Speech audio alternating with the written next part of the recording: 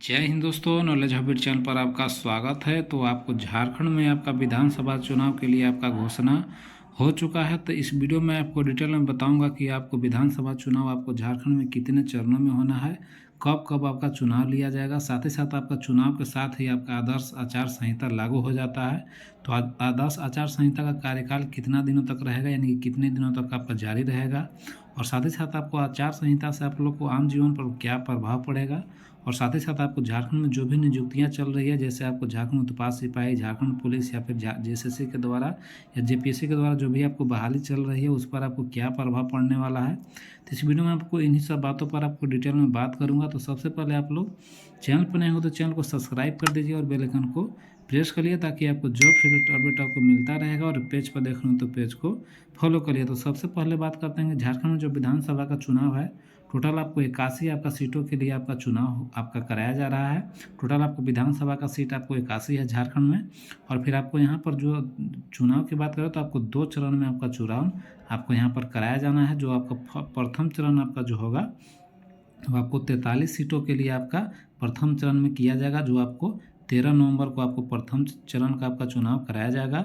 और द्वितीय चरण का जो चुनाव होगा वो आपको 38 सीटों के लिए आपको कराया जाएगा, और ये आपका 20 नवंबर को आपको द्वितीय चरण का आपका चुनाव कराया जाएगा। और जो आपको दोनों चरण का रिजल्ट जो है आपको 23 नवंबर को आपको रिजल्ट जारी कर दिया जाएगा। तो आपको जैसे ही आपको 15 अक्टूबर को आपको आचार संहिता आपका लग चुका है, यानी कि जिस दिन से आपका चुनाव का जो आपको तिथि घोषणा किया जाता है उसी दिन से आपको आचार संहिता लग जाता है राज्य में। तो आपको 15 अक्टूबर को ही आपको घोषणा आपका डेट का हो चुका है। तो इसीलिए आपको 15 अक्टूबर से लेकर और फिर आपको रिजल्ट आने तक, यानी कि 23 को आपको रिजल्ट आ जा रहा है, लेकिन आपको 48 घंटा और यानी कि 25 आपका नवंबर तक आपको आचार संहिता आपका जारी रहेगा। यानी कि 25 आपका नवंबर के बाद आचार संहिता आपका खत्म हो जाएगा।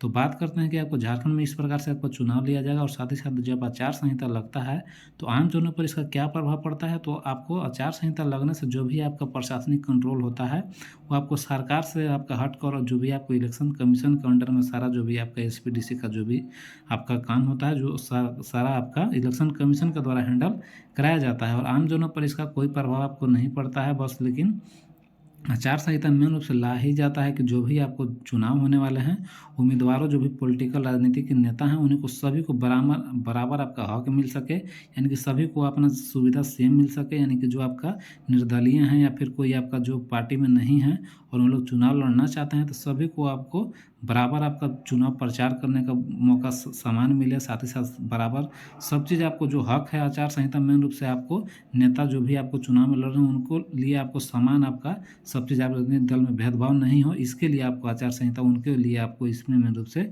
शॉर्ट में समझिए कि उन्हीं लोग के लिए मेन रूप से आचार संहिता का प्रभाव रहता है कि उन लोग की इक्वल आपका सब चीज़ ट्रीटमेंट किया जाए, कोई भेदभाव उनके साथ नहीं हो। नहीं तो जो करंट गवर्नमेंट रहती है वो आपको सारा आपका बहुत सारा कुछ पैसा कर सकती है, चाहे बहुत आपका भेदभाव नहीं भी हो सकता है। तो इसी को देखते हुए मेन रूप से आचार संहिता लगाया जाता है। और फिर बात करते हैं कि आचार संहिता लगने से आपको नियुक्तियां जो भी आपको झारखंड में आपको चल रही थी, जो झारखंड सिजिल की बात हो, जेपीएससी की बात हो, जो आपको जिला में आपको चौकीदार की बहाली चल रही है, और साथ ही साथ आपको उत्पाद सिपाही के लिए आपको फिजिकल एग्जाम हो चुका है, और रिटेन एग्जाम के लिए आपका रिटेन एग्जाम कब होगा। तो इसकी बात करें तो जेपीएससी और आपको जेएसएससी के द्वारा आपको जारी नहीं कर सकेगा कोई भी परिणाम, यानी कि कोई भी परिणाम आपका जारी नहीं किया जा सकता है। यानी कि झारखंड विधानसभा चुनाव को लेकर आपको राज्य में आदर्श आचार संहिता लागू हो गई है।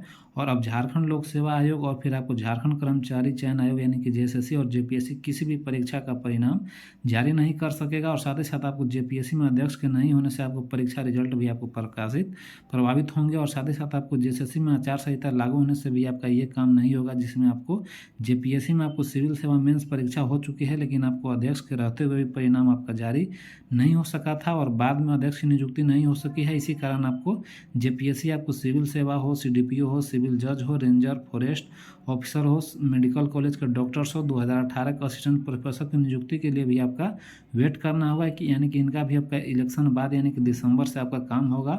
और साथ ही साथ आपको जेएसएससी के द्वारा जो आपको 26,001 आपको सहायक आचार से लेकर आपको झारखंड नगर पालिका सेवा संवर्ग के जो आपको सैनिटरी एवं फूड इंस्पेक्टर, राजस्व निरीक्षक, वेटनरी ऑफिसर और विधिक सहायक, गार्डन अधीक्षक, और फिर जो भी आपको सीजीएल का परिणाम भी आपको जारी नहीं हो सकेगा। यानी कि जो सीजीएल का एग्जाम है उसका भी आपको रिजल्ट जारी नहीं किया जा सकता है। अब आपका वेट करना होगा, सभी का आपका इलेक्शन बाद ही आपका किया जाएगा।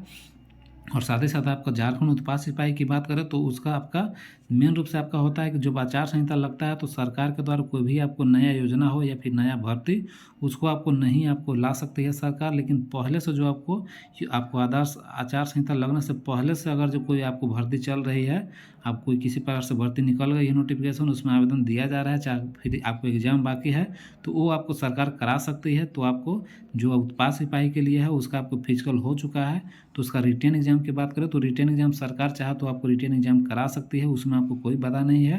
लेकिन बाकी जो सीजीएल ये सब है वो सब नहीं हो सकता है।